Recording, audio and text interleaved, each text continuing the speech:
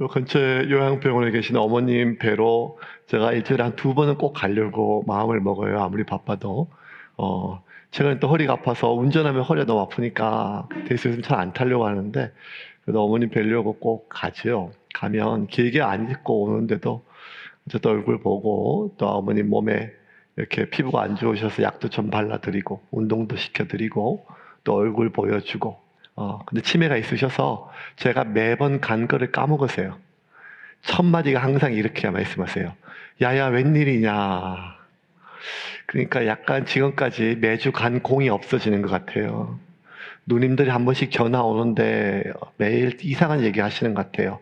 아무도 찾아오는 이가 없다 이러는 것 같아요. 그래서 법적인 문제로 계속 제가 걸릴까봐 갈 때마다 사진을 찍어 놓습니다. 나 엄마 오늘 봤다. 나 오늘 봤다.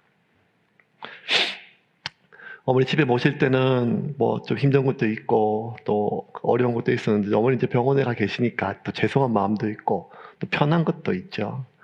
그래도 어머니 보고 오는 게 좋더라고요. 그래서 이렇게 엄마라고 이렇게 부를 수 있는 게 참 좋고, 그리고 또 요양병원에 자식들이 맡길 때 오고 장례 때 오거든요. 잘 안 오는데 제가 이제 꾸준하게 가니까 이제 그 병실에 있는 할매들이 젊은 남자가 오니까 좋아하세요. 갈 때마다 좀 더 자주 와, 좀 더 자주 와 이렇게 얘기하세요. 또 어제는 어머니 이렇게 복도에 운동시켜 드렸더니만 옆에서 다른 병실에서 다 나와서 구경하세요. 아이고, 손자가 좋네, 손자가 좋네. 그 제가 아들이에요, 아들이. 이렇게. 엄마가 몇 살인데? 엄마가 94시예요. 그래서 이렇게 물으세요. 근데 이제 이렇게 엄마 보고 오면 참 좋지요. 근데 이제 어떨 때는 어머님이 컨디션이 좋으시면 이렇게 뭐 야야 참 좋다, 뭐 반갑다 이렇게 하시는데, 이제 점점 시간이 지나니까 또 병원에서 하루 종일 누워 있으니까 이제 조금씩 우울해지세요. 치매만 있으셨다가 이제는 우울해지신 것 같아요. 날씨도 좀 그렇고 우울하고, 그리고 또 만사가 귀찮은 모양이에요. 자식이 가도. 그래서 옛날에는 엄마 몇 살까지, 그러면 이제 나는 안 죽고 싶다. 옛날도 아니에요. 불과 몇 달 전까지만 해도. 이렇게 좋은데 지금 병원에 공짜로 가 계신 줄 아시거든요. 그래서 공짜로 먹고 잔다고 좋아하시는데, 그러니까 지난주는 생전 처음 이런 말을 하시더라고요. 야야, 이제 내가 그만 심하이 하면 좋겠다. 이렇게 얘기하시더라고요. 왜? 그러니까 그냥 다 귀찮다. 재미도 없고.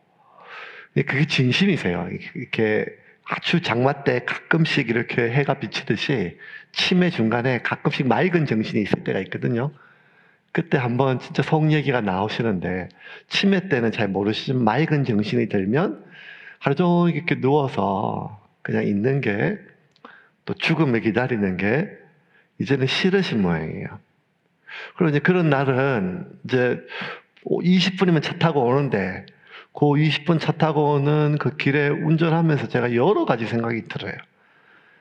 그 짠한 마음도 들고, 또 미안한 죄송한 마음도 들지만, 그냥 삶 자체가 인생이 뭐지? 이런 생각이 들어요. 왜냐하면 저 역시 이제 저런 마지막을 살 것을 이제 다 우리가, 예수님이 이 땅에 곧 오신다고 믿지만 우리가 죽기 전에 예수님 안 오시면 대한민국 평균 수명이, 기대 수명이 많이 높죠.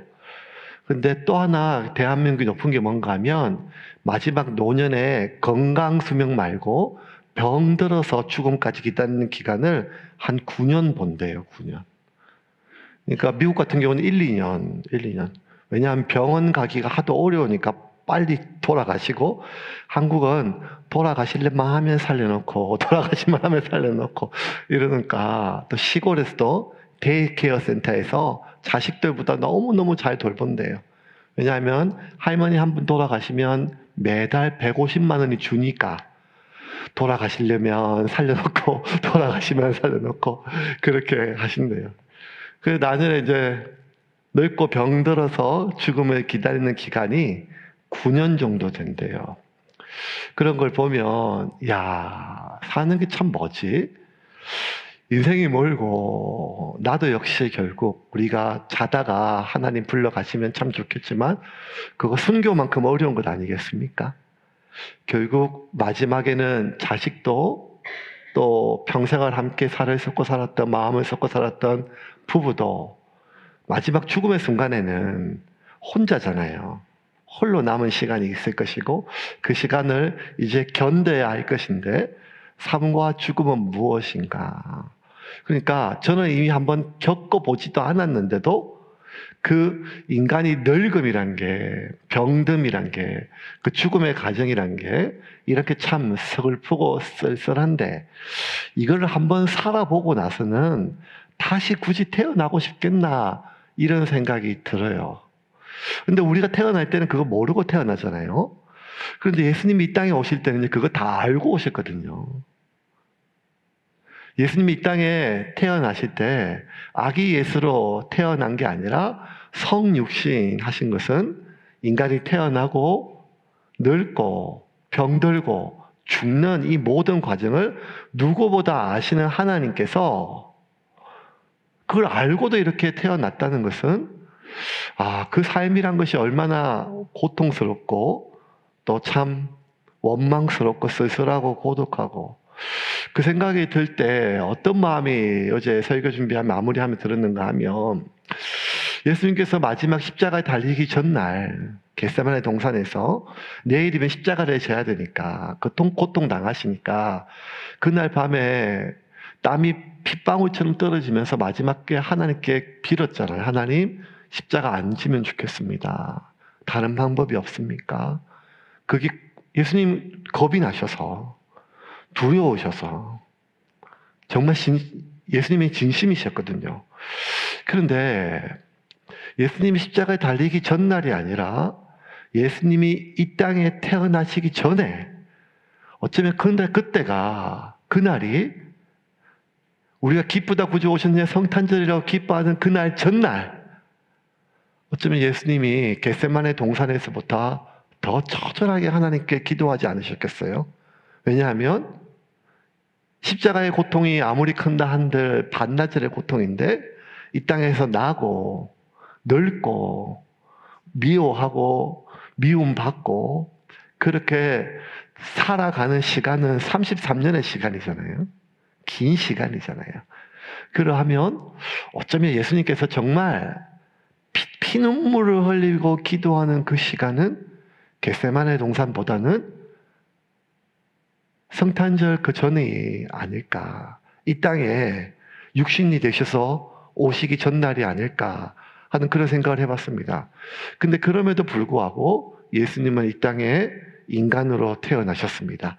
말씀이 육신이 되셨죠. 오늘 말씀 14절 말씀 같이 읽겠습니다. 말씀이 육신이 되어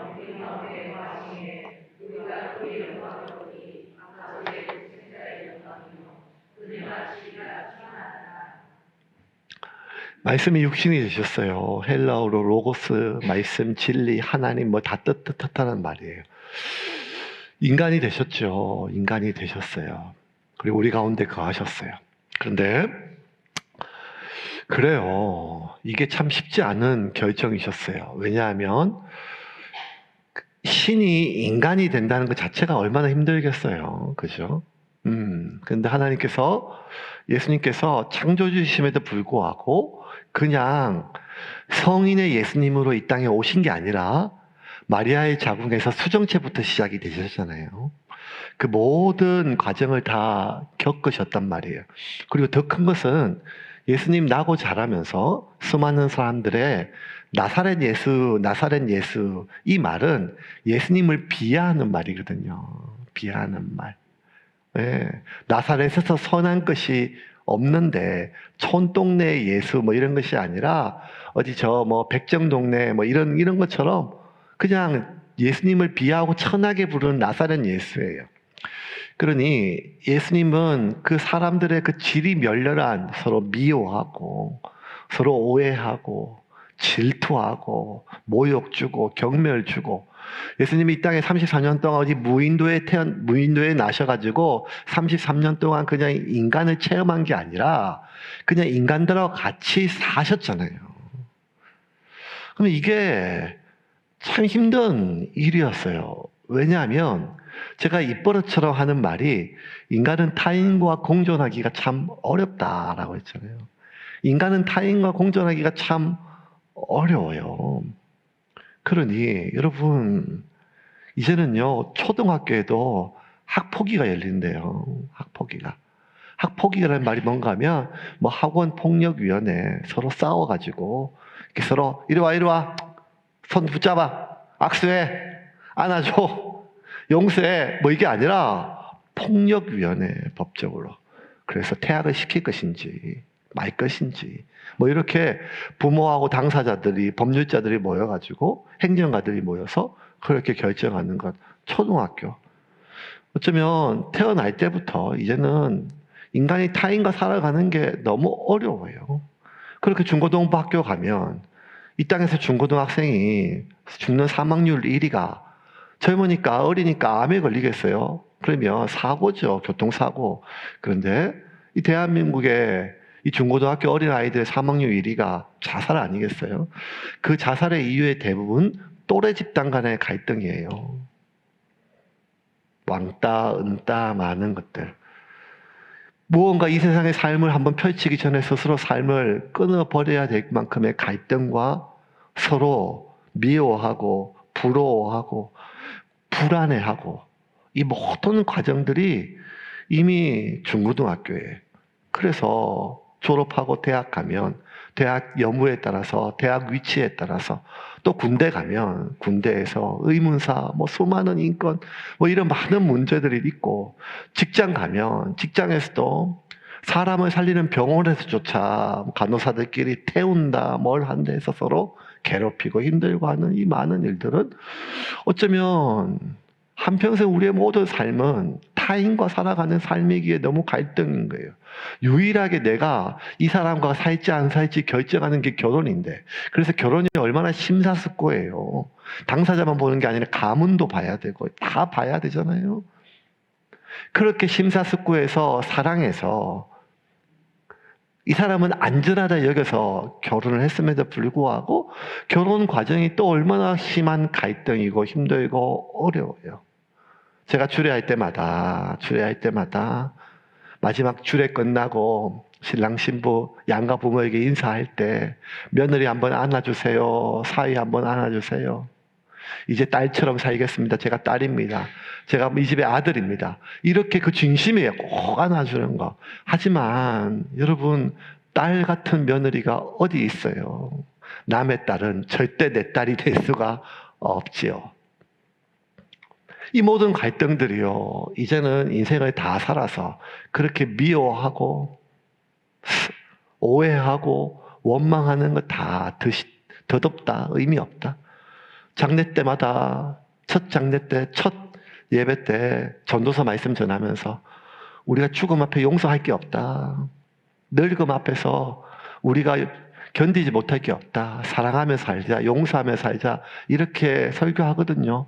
우리가 늙어보면 젊을 때 그렇게 서로 미워하고 오해하고 아둥바둥했던 거 다 의미 없다는 거 알거든요. 그럼에도 불구하고 저희 어머님이 방을 바꿔달래요. 이것들하고 수준 안 맞춰 같이 못 지내시겠대요. 방을 바꿔달래요. 왜 엄마? 에휴, 저것들 수준이 안 맞아가지고 격이 떨어져가지고 유치해서 평생을 그래 우리가. 그래서 저 사람하고 이 무리하고 좀 어울리려고 격이 좀 맞으려면 내가 좀 학교도 좀 나와야 되고 차도 이 정도 타야 되고 왜냐하면 이제는 차가 명함이잖아요. 그 수많은 것들은 끊임없이 우리가 타인과 공존하기가 너무 어려운 생명체가 바로 인간이라는 거예요. 격이 안 맞으니까 너무 유치하니까 미성숙하니까 수준 떨어지니까 내가 힘들어요. 그래서 어떻게든지 그 사람의 수준을 끌어올리려고 해요. 너는 말을 왜 꼭 그런 식으로 해? 말하는 법을 잘 못 배웠어. 왜 일처리를 그렇게 해? 너는 왜 그런 식으로 생각하냐? 왜 그런 눈으로 봐?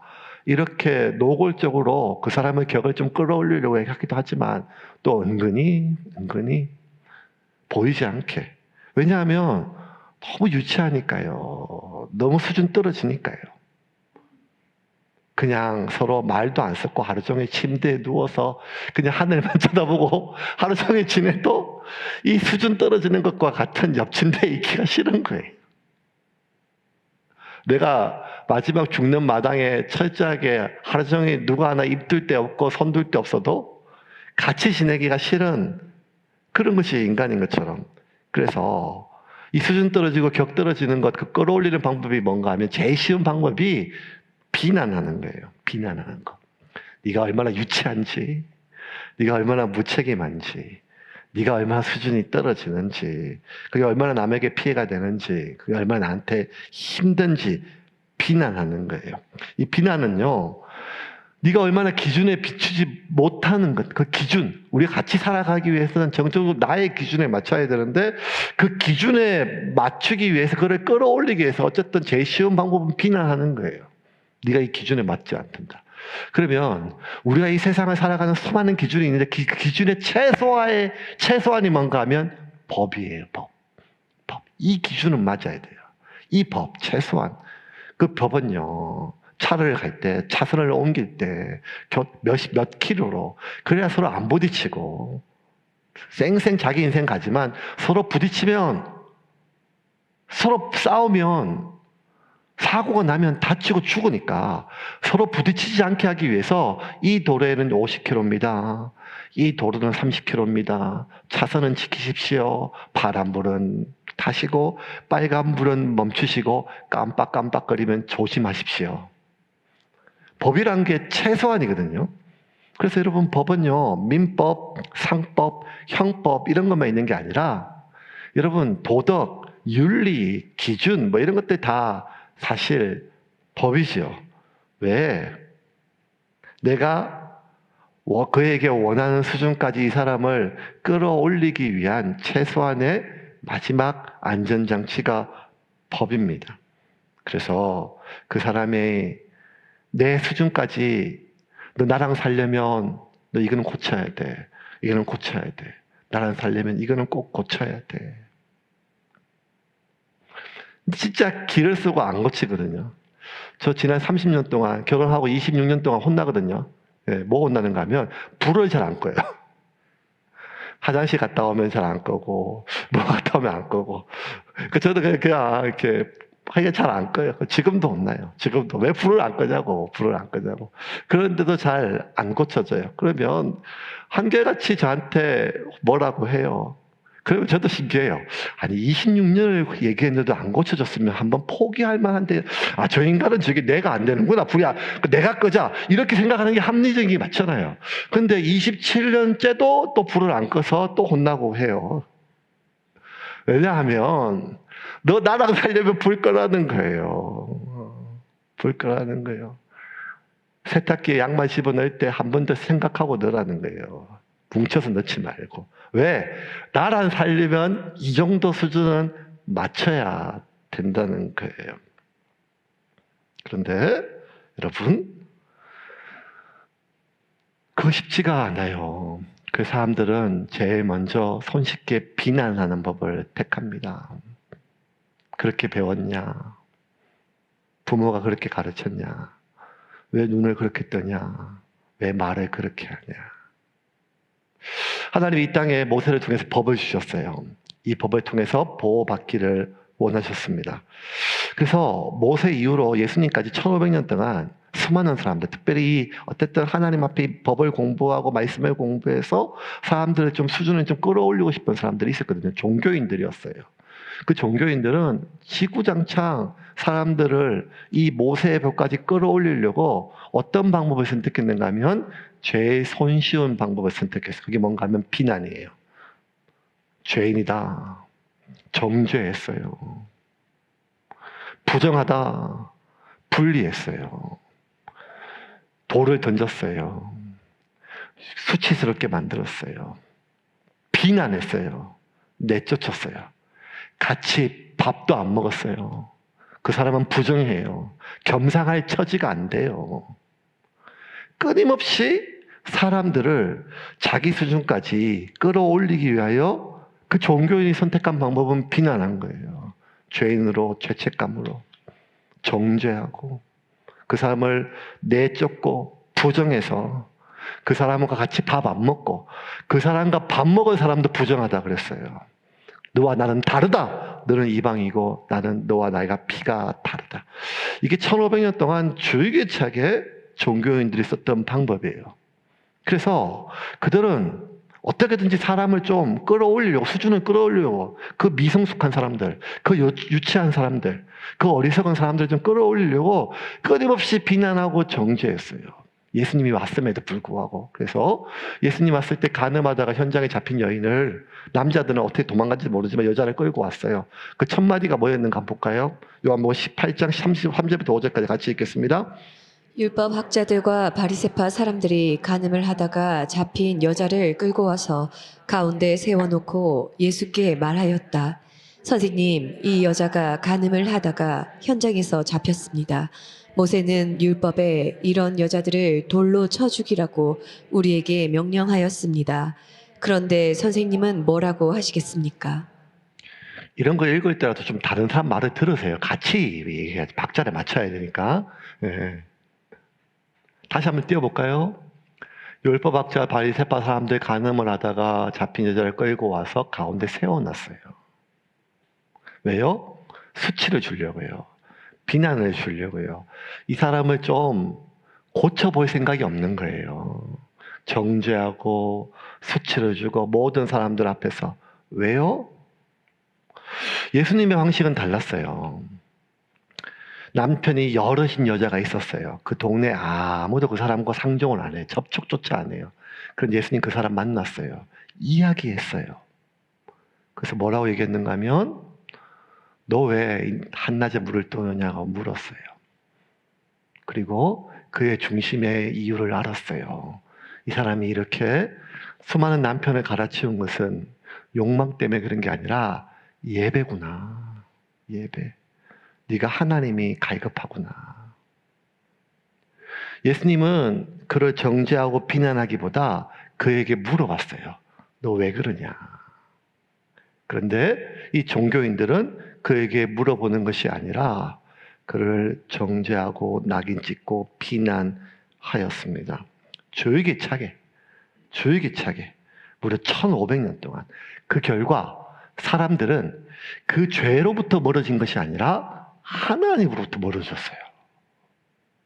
1500년 동안 줄기차게 정죄하고 비난하고 수치를 줬는데 웬만하면 한 25년 정도 혼나면 이제 불도 끌만한데 주구장창 사람이 잘 안 바뀌어요. 1500년 동안 비난, 정죄, 수치를 줬음에도 불구하고 사람들은 그 죄와 멀어진 것이 아니라 하나님으로부터 멀어졌어요. 그래서 하나님이 이 땅에 오신 거예요. 이 땅에 있는 사람들은 어떻게든지 사람들을 끌어올리려고 했는데 하나님 아셨어요. 이거 안 된다. 저렇게 비난, 정죄, 수치로는 안 되고 내가 내려가자. 그렇게 예수님이 마음을 먹고 이 땅에 오셨어요. 말씀이 육신이 되셨습니다. 그 육신이란 말이요. 사르코스라고 하는 헬라어예요. 말씀이란 말은 로고스. 그래도 교회에 짬밥이 좀 되는 사람은 이 로고스 좀 들어봤어요. 헬라어 로고스는요. 이 성경적인 단어가 아니라 일방적으로 철학적인 단어예요. 그래서 만물의 기원, 시작, 에너지 뭐 이런 다 뜻해요. 신도 뜻하고 기하고 윤리적인 것, 논리적인 것, 진리 뭐 이런 다 뜻해요. 그러니까 그 당시에 가장 좋은 것, 그게 로고스예요. 그러면 말씀이 육신이 되어 그 로고스가, 그 진리가, 세상의 출발이, 그 에너지가, 기원이, 그 뭐 힘이, 그 신이, 말씀이 육신이 되어. 여러분, 예수님이 하나님이 사람이 된 거잖아요. 그런데 왜 말씀이 사람이 됐다 하지 않고 육신이라고 썼을까요? 육신이란 말, 이 사르코스란 말은요, 사람 이런 뜻이 아니라 고기 덩어리, 살 덩어리 뭐 이런 뜻이에요. 살 덩어리, 고기 덩어리, 욕망 덩어리, 몸뚱아리 뭐 이런 뜻이에요.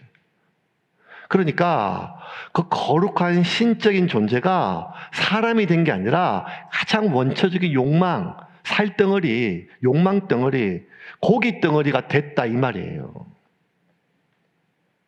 그래서 여러분, 어떻게든지 예수님 당시에 사람들의 수준을 좀 끌어올리려고 애썼던 그 바리새인들, 그 사람들 진심이었거든요. 왜냐하면 우리가 이제 복음서를 읽고 예수님께서 독사의 자식들아, 회칠한 무덤아 이렇게 해서 사두개인들, 바리새인들 비난하지만 솔직히 그 당시의 사두개인들은요, 당시 굉장히 고급 교육, 엘리트 교육을 받았지만 로마에 빌붙었던, 굳이 따지면 친일파 같은, 앞잡이 같은 굉장히 고위 관려 있는데 그 로마에 붙어서 친일파처럼 동족의 피를 빨아먹었던 그런 사두개인에 있지만, 바리새파는 오직 이런 백성들 민초들과 같이 지내면서 또 가난하고 겸손하게 또 말씀대로 살려고 몸부림치는 그런, 굳이 따지면 오늘날 장로교인 같은, 장로교에 아주 기도 많이 하는 경건한 그런 장로님, 뭐 권사님, 뭐 집사님, 목사님 이런 같은 그런 지도자들이에요.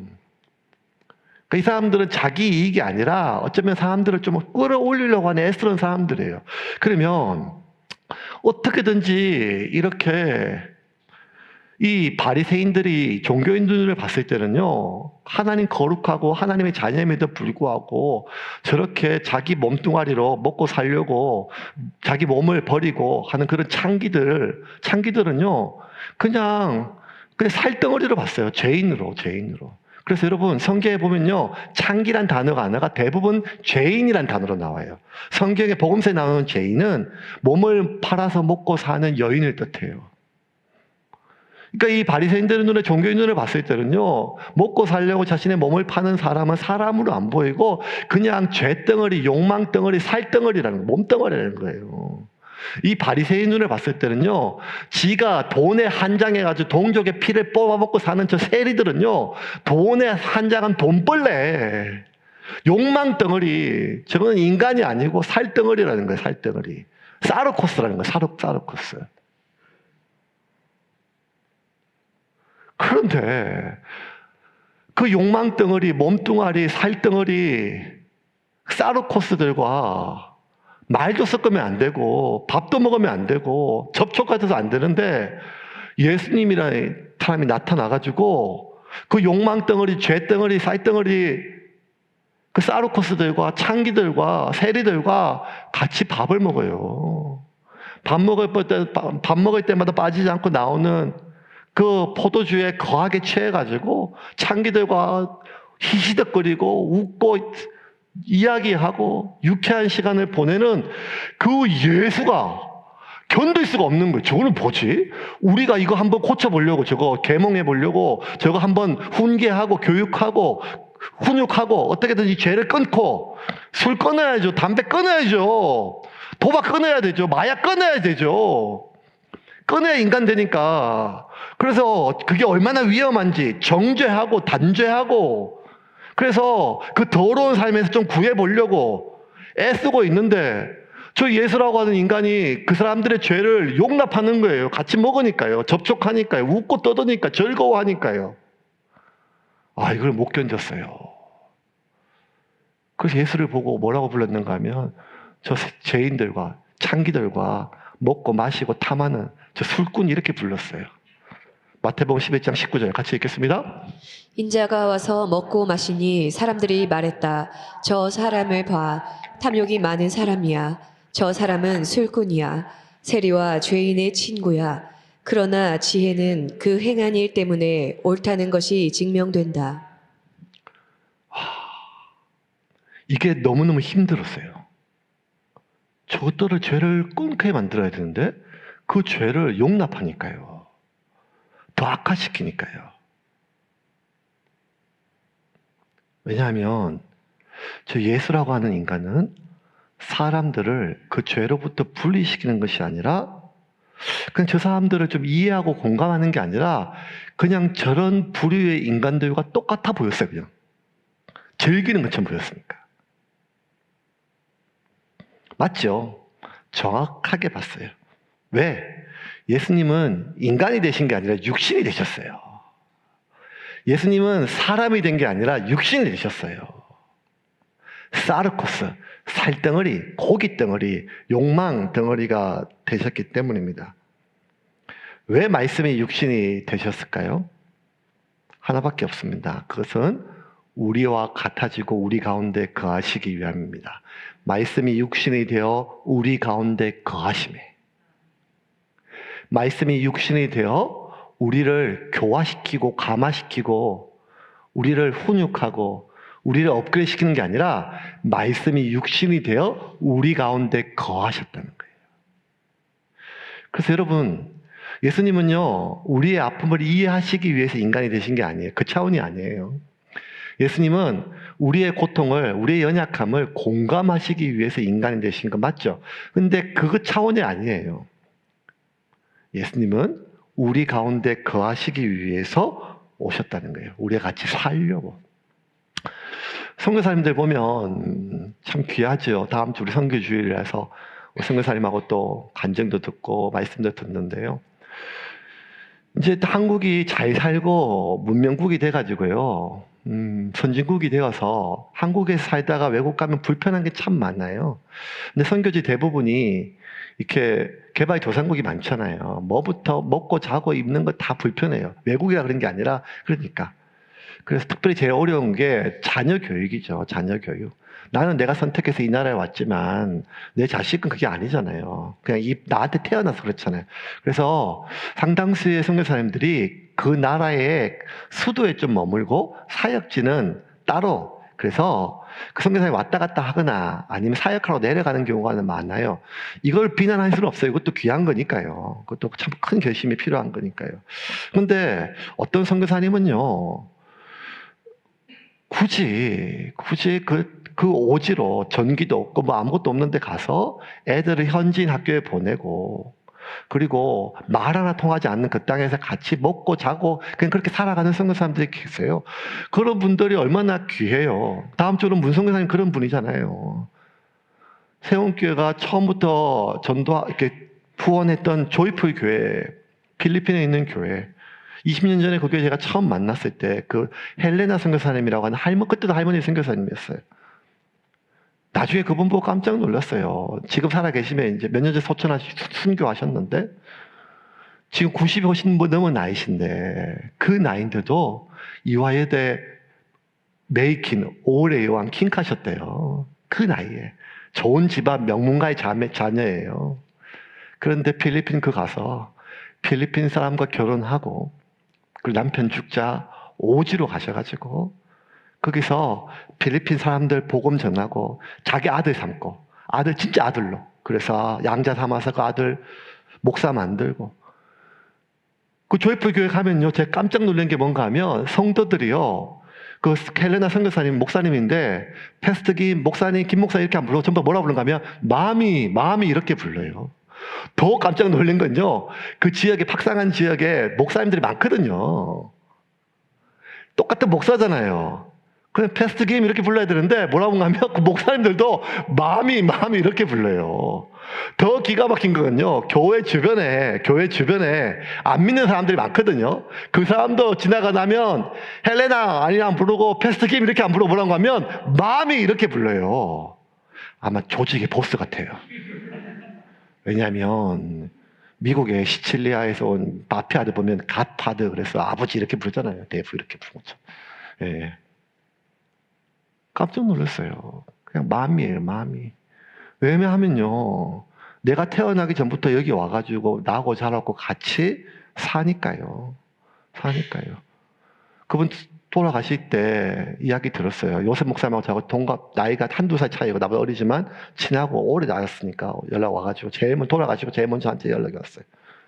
왜 아프신데 연락 안 했냐 하니까, 아프고 그 선교사님이 아프시고 이제 몸살 끼고 있고 좀 누우셔가지고 병원에 가자고 했대요. 그랬더니만 선교사님이 이렇게 말씀하시대요.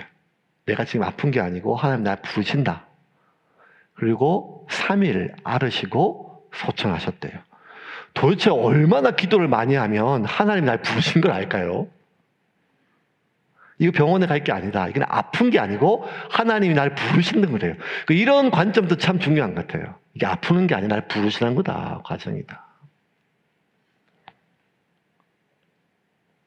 그래서 그분 장례 때 그 동네가 그 마을이 수많은 자손들이 내가 낳은 딸 하나밖에 없거든요. 다 어머니 장례로 치렀어요. 어머니 장례로. 저한테 그 영상을 다 보내줬어요. 다 보내주고. 왜요? 그냥 우리를 이해하고 우리를 공감한 걸 넘어가지고 우리와 같이 살았기 때문에, 우리와 같이 되었기 때문에 이제 한국말도 잘 못해요. 따갈로밖에 잘 못해요. 영어는 워낙 잘하지만. 먹는 음식도. 예수님은 이 땅에 우리를 이해하려고 오신 게 아니고요. 공감하려고 오신 게 아니고 우리 가운데 거하시기 위해서 오셨어요.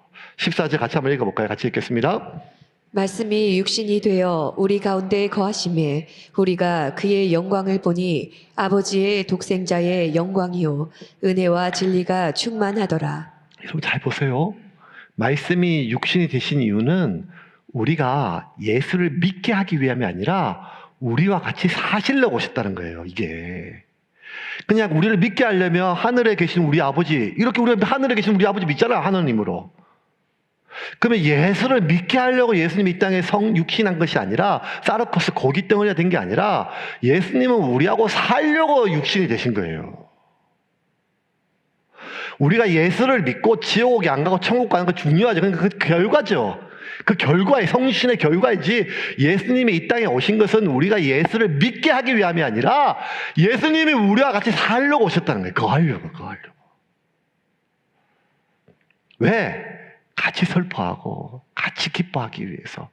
하늘의 하나님도 우리의 마음을 아세요. 우리가 힘든 일 겪으면 어떡하냐, 하나님도 공감하세요. 그런데 예수님은요, 공감 이해를 넘어서 똑같이 겪기 위해서 오셨다는 거예요. 그래서 나사로가 죽었을 때 예수님 나사로 곧 살리실 분이거든요. 아세요. 죽은 사람 살리니까. 그런데도 나사로가 죽고 그 가족들이 슬퍼하니까 예수님 똑같이 슬퍼하세요. 우세요. 요한복음 11장 33절 35절 같이 읽겠습니다. 예수께서는 마리아가 우는 것과 함께 따라온 유대 사람들이 우는 것을 보시고 마음이 비통하여 괴로워하셨다. 예수께서 그들에게 물으셨다. 그를 어디에 두었느냐? 그들이 대답하였다. 주님, 와보십시오. 예수께서는 눈물을 흘리셨다. 예수께서 마리아가 우는 것과 함께 따라온 사람들이 우는 것을 보시고 마음이 비통하여 괴로워하셨어요. 우셨어요. 그냥 공감의 눈물이 아니에요. 같이. 예수님 우리 가운데 거하시려고 오셨다는 거예요. 하늘에 계신 우리 아버지는요, 내 마음을 이해하세요. 공감하세요. 그래서 내가 무슨 일 있으면 하나님께 기도할 수 있어요. 근데 예수님은요, 우리와 같이 살려고 오셨다니까요. 살려고. 같이 살려고. 우리 가운데 말씀이 육신이 되어 우리 가운데 거하심에. 그래서 우리 가운데 거하시기 위해서 오셨어요. 그래서 내가 너희 가운데 거하니까 너희도 내 안에 거하라고 하세요. 요한복음 15장 4절입니다. 같이 읽겠습니다. 내 안에 거하라. 나도 너희 안에 거하리라. 가지가 포도나무에 붙어있지 아니하면 절로 과실을 맺을 수 없음 같이 너희도 내 안에 있지 아니하면 그러하리라. 나도 거하라. 이 현대인의 성경 번역으로 보면 조금 더 자세하게 번역됐어요. 똑같은 구절 현대인의 성경을 한번 볼까요? 쉬운 말씀으로 같이 읽겠습니다. 내 안에서 살아라. 나도 너희 안에서 살겠다. 가지가 포도나무에 붙어있지 않고서는 스스로 열매를 맺을 수 없듯이 너희도 내 안에 있지 않으면 열매를 맺지 못할 것이다. 이게 예수님에 대한 가장 큰 오해에 대한 우리가 풀기 위한 방법이에요. 그게 뭔가 하면 예수님은 이 땅에 당신을 믿게 하려고 오신 게 아니라 살려고 오셨다는 거예요. 나와 같이. 그래서 오늘 우리 세례를 받는 이분들은 오늘 예수를 믿고 하나님의 자녀가 돼서 이제 내가 예수를 믿는 자가 아니라 예수님이 내 안에 오셔서 내 삶에 오셔서 실제로 오늘 아침에 눈 뜰 때부터, 눈 뜨기 전부터 우리 하루하루의 삶을 예수님과 함께 살아가는 삶을 이제 시작하는 것이죠. 그게 세례지요. 그렇게 우리가 예수님이 우리 가운데 거하시고 우리 같이 살 때 그게 하나님의 영광이래요. 14절 같이 읽겠습니다. 다시 한번 읽겠습니다. 말씀이 육신이 되어 우리 가운데 거하심에 우리가 그의 영광을 보니 아버지의 독생자의 영광이요 은혜와 진리가 충만하더라. 이게 너무 좀 희한한 문장이에요. 헬라어 원어로 보면. 왜냐하면 말씀이 육신이 되어 이 말이요. 말씀 로고스가 사르쿠스 그 진리가 살덩어리, 고기덩어리, 욕망덩어리 로고스가 사르코스가 되는 게 그것은 가장 치욕이에요. 그죠? 장군으로 있다가 이등병으로 자천되는 게 치욕이잖아요. 전무가 있다가 부장시키면 치욕이거든 나가라는 뜻이잖아요. 그러면 로고스가 사르코스가 되는 게 치욕이고 수치인데 말씀이 육신이 되어 우리 가운데 거하심에 아버지의 영광이라는 거예요. 영광. 아니 영광은요 사르코스가 로고스가 되는 게 영광이에요. 육신이 말씀이 되는 게 영광이라니까요. 개천에서 용이 나야 영광이죠. 이무기가 용이 돼야 영광이죠. 근데 용이 이무기 된 게 영광이겠어요? 아니 용이 아니잖아요. 그래서 여러분 개천에서 용 났는데 용이 되고 나면요 이무기가 용 되면요 자기가 살았던 1000년 동안 살았던 이무기로 살았던 모세는 다시는 안 가요. 왜? 아직도 인간들이 나를 이무기로 볼까 봐. 나 용인데. 개천에서 용된 사람은 개천에 안 가요. 왜? 아직도 나를 미꾸라지로 볼까 봐. 나 용인데요. 내가 나를 낮추면요 사람 나를 만만하게 봐요. 나를 무시한다니까요. 유튜브에 보면 그런 짤막한 거 이런 것들 막 떠요. 그 많이 뜨는 것 중에 하나가 뭔가 하면 만만한 사람으로 보이지 않는 5가지 방법 뭐 이런 거. 제가 또 이런 거는 또 막 찾아보잖아요. 뭐가 있을까? 왜냐하면 자꾸 사람들 요즘 저를 만만하게 보는 것 같아가지고 나 목사인데 자꾸 나를 만만하게 보는 찾아봤어요. 만만하게 보이지 않는 5가지 방법 보니까 방법이 아니라 그 비슷한 유형의 그 동영상들이 계속 떠요. 밑에 알고리즘으로. 뭐가 뜨는가 제가 불러볼게요. 자발적 호구가 되지 않는 5가지 방법. 선을 못 넘게 하는 5가지 말투와 태도.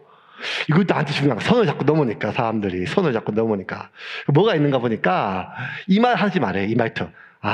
네네네 네네네 네네네네 이거 하지 말아요. 이거 하지 말아요. 사람들 우습게 얘기인데요. 또 뭐 하지 말면 하면 저는 괜찮아요. 아무거나 하세요. 이거 안 된대요. 그냥 우리가 대세를 기울이기 싫어가지고 분위기 깨기 싫어서 다 짬뽕 먹으면 저도 짬뽕요. 아니 매운 거 못 먹잖아. 저 신경 쓰지 마세요. 짬뽕 주세요. 그러면 안 된대요. 저는 짜장 이렇게 해야 된다는 거예요. 왜냐하면요 낮아지면요 만만해지니까요. 예수님도 마지막 십자가에서 죽으시니까 옆에 있는 강도가 예수님 막 놀렸잖아요. 지도 죽어가면서 만만하게 본다니까요. 함부로 선을 넘어요. 가만히 있으면 가만히로 알아요. 근데 예수님은 만만하게 보이는 5가지 방법이 아니라 10가지 방법을 선택했어요. 예수님은 자발적 호구가 되기를 결심하셨어요. 예수님은 자신에게 선을 넘는 것을 허용하셨어요. 그래서 예수님이 사람들이 예수님을 낮게 본 것이 아니라 결국 영광이 되었어요. 왜? 그래서 예수님은 그 격떨어지는 사람을 하나님과 이었기 때문이에요.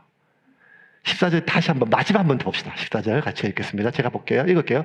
말씀이 육신이 되어 우리 가운데 거하심에 우리가 그의 영광을 보니 아버지의 독생자의 영광이요 은혜와 진리가 충만하더라. 우리가 나를 낮출 때가 있어요. 심지어 너무 낮춰서 비굴해질 때가 있어요. 근데 비굴함과 낮아짐, 성육신은 달라요. 뭐가 달라진가 하면, 네네네네. 저는 신경 쓰지 마세요. 괜찮아요. 그건 다 비슷한데 뭐가 다른가 하면, 비굴함은요, 그 목적이 내가 그 사람의 마음을 얻기 위함이에요. 그 사람이 가지고 있는 무언가를 내가 얻기 위함이에요. 나의 필요를 연결하기 위함이에요. 그런데 그 낮아짐은요, 그 성육신은요, 그와 하나님을 연결하기 위함이에요. 그래서 그 창기들과 어느 날 예수님께서 세리 집에 왔어요. 다 싫어하는. 우리가 잘 아는 삭개오 집에 거하러 오셨어요. 설교하러 오신 게 아니라, 훈계하러 오신 게 아니라, 그냥 내가 오늘 너희 집에 유해야겠다, 거해야겠다, 오늘 하루 살아야겠다. 아무 말도 안 했는데, 삭개오가 예수님 앞에 자신의 마음을 열었어요. 아니, 하나님 앞에. 누가복음 15장 5절부터 9절까지 읽고 말씀 정리하겠습니다. 예수께서 그곳에 이르사 쳐다보시고 이르시되 삭개오야 속히 내려오라 내가 오늘 내 집에 유하여가겠다 하시니 급히 내려와 즐거워하며 영접하거늘 무 사람이 보고 수군거려 이르되 저가 죄인의 집에 유하러 들어갔도다 하더라. 삭개오가 서서 주께 여짜오되 주여 보시옵소서 내 소유의 절반을 가난한 자들에게 주겠사오며 만일 누구의 것을 속여 빼앗은 일이 있으면 네 갑절이나 갚겠나이다. 예수께서 이르시되 오늘 구원이 이 집에 이르렀으니 이 사람도 아브라함의 자손이미로다. 삭개오가 하나님과 연결이 됐어요. 예수님께서 삭개오를 비난했기 때문이 아니에요. 그가 지금 하고 있는 짓거리가 얼마나 나쁜 짓인지 알게 했기 때문이 아니에요. 인간은 죄책감이라는 게 있어요. 누가 비난하지 않아도 자기 안에 죄책감이 있어요. 하나님은 아셨던 거예요. 하나님은 예수님이 이 땅에 오시기 750년 전 이사야 선지자를 통해서 이렇게 말씀하세요. 너희 목마른 자들아 물러와라. 돈 없이 값 없이 포도주와 젖을 사라. 너희가 어찌하여 양식 아닌 것을 위하여 은을 달아주며 배부르게 하지 못할 것을 위하여 수고하라. 수고하느냐. 너희는 내게로 와서 포도주와 젖을 사라. 너희는 내게로 와서 들을지어다. 그럼 내 영혼이 살지어다. 하나님 아셨던 거예요. 하나님의 사람이 마땅히 먹어야 될 것을 먹지 못하면 먹지 말아야 될 것을 먹기 때문에 먹는다는 것. 하나님의 사람이 마땅히 마셔야 될 것을 마시지 못하면 마시지 말아야 될 것을 마시게 된다니까요. 왜? 그게 마시지 말아야 될 것인 것을 몰라서가 아니라 목말랐어요. 그게 먹지 말아야 될 것임을 몰라서가 아니라 배고팠어요. 그래서 하나님은 처음부터 그게 얼마나 나쁜 것인가가 아니라 너희가 배고프다. 너희가 목마르다. 사람은 떡으로 채울 수 없는 그 영역이 있다는 거예요. 사람은 술로 채울 수 없는 무언가가 있다는 거예요. 그래서 내게로 와서 먹으라는 거예요. 네가 먹는 것이 얼마나 독하고 유치하고 악한 것인지를 말씀해 주지 않고, 삭개오가 지금 꿈켜쥐고 있는 돈이 얼마나 누군가의 피눈물이고 유치하고 덧없음을 얘기하지 않고 그냥 배고프고 목마른 삭개오에게 가셨어요. 그러자 삭개오가 예수님이 아무 말 하지 않아도 하나님을 먹고 마시니 평생을 삼키고 쥐고 있던 돈을 토해내기 시작했어요. 돈을 토해내기 시작했어요. 왜? 배가 이제 부르니까요. 이제 목이 마르지 않으니까요. 예수님은 이 땅에 예수님을 믿게 하기 위해서 오신 것이 아니라 함께 살기 위하여 오셨음을 믿으시기를 바랍니다.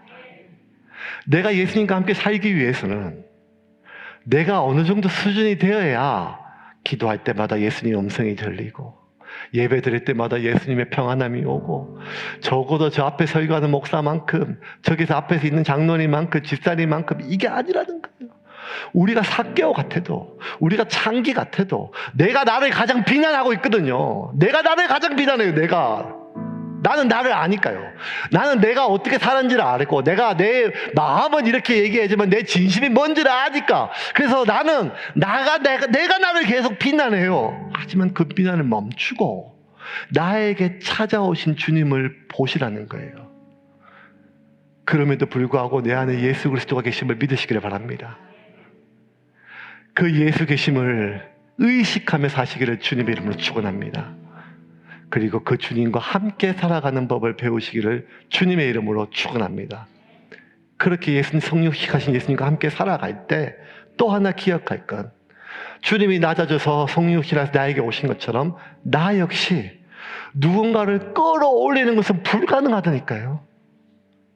그를 비난하는 것은 1500년 동안 모세 이후 예수님까지, 모세 이후 지금까지 3500년 동안 해봤다니까요. 그게 안 돼요, 인간은. 그게 되면 예수님이 성육신할 필요가 없죠. 유일한 방법은 누군가가 낮아져서 그와 하나님을 이어주는 것 외에는 방법이 없습니다. 그러므로 그 성육신의 삶을 살아가기를 주님의 이름으로 축원합니다.